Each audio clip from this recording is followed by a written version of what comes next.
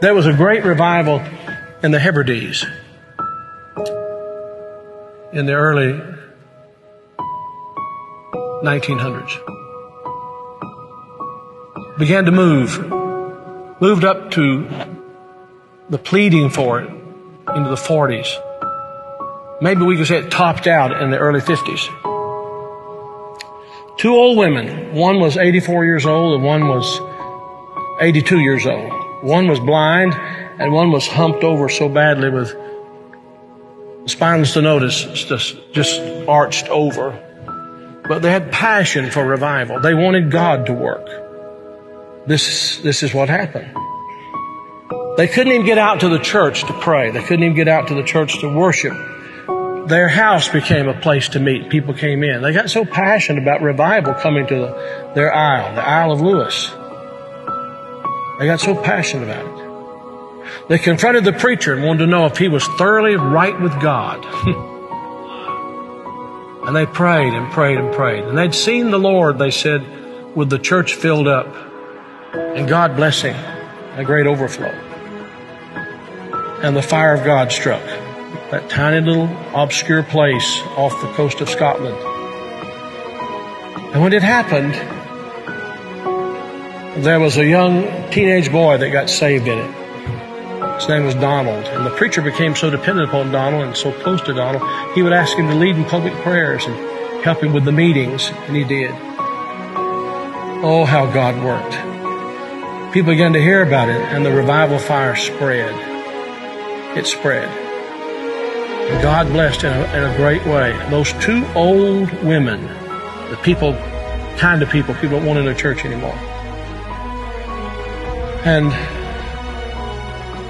from that same island, there was a young girl who was a cousin to Donald Smith, who immigrated to America. Her name was Marianne Smith McLeod. She came to America and in 1936. She met a man named Fred. And they were married. They fell in love. They were married. God blessed in a great way. And those old women were her aunts. And they came out of that fiery revival. They really experienced revival. And they sent a Bible, a copy of the Word of God that had been used in a special way in that revival, to Marianne. She started having children. I think it was 1937 she had her first child. They named him after his father, Fred. Then she had her second child, named after herself, Marianne. Then she had her third child, Elizabeth. Then she had her fourth child. And she was so impacted by this teenage boy God had used in that revival of the Hebrides. She named him Donald.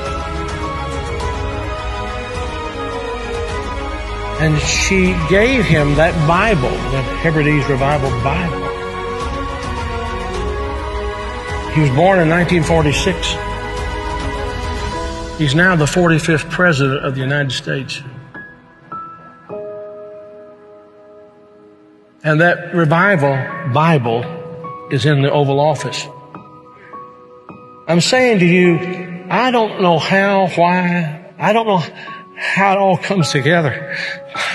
But I believe God is putting some things together to give us just a window.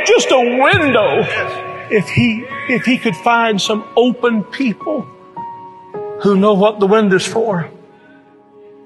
Can this be the time the window's open? Providentially, God has prepared the moment. And we will become the people of prayer, pleading with God. This is a plea. Will thou not revive us again? Will you be a part of that? Will you?